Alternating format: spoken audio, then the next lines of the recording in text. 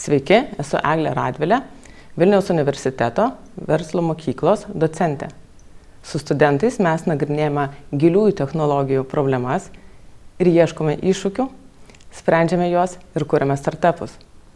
Aš taip pat esu sukūrusi Vilniaus miesto savivaldybės skaitmeninę strategiją, duomenų centrą, dronų centrą, dalyvavau Stambulo savivaldybės energetiniuose projektuose, išmanau ir puikiai taikau inovacijas.